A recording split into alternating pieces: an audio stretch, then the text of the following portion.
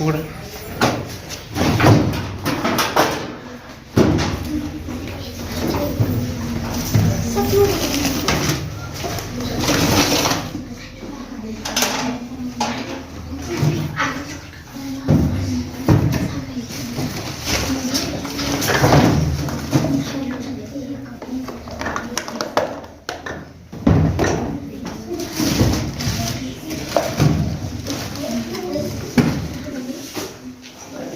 इकडे लक्ष द्या. आपल्याला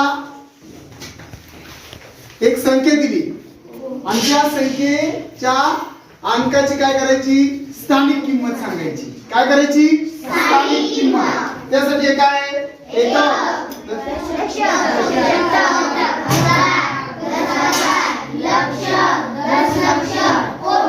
सर्वप्रथम आपण काय करू, एकक दशकाचे अंक पाहू.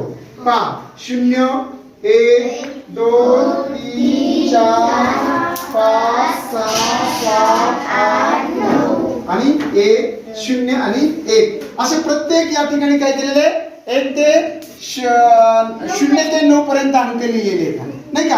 आता आपल्याला काय करायचं, हा एकक स्थानचा अंक आहे, हा दशक स्थानचा अंक आहे. तर या ठिकाणी मी एक अंक तयार करतोय. तो अंक किती आहे सांगायचं मला. सांगा, हा अंक किती आहे बघा प्रत्येक जण. कोणता, फक्त एवढाच. हा सांगा, हा सांग. नीट बघ ना, एकक स्थानी कोणता आहे,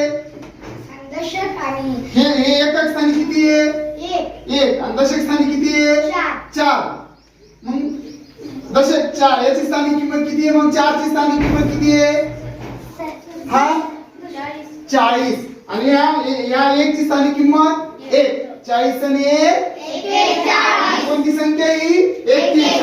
आता पहा शतक स्थानचा अंक घेऊया. आता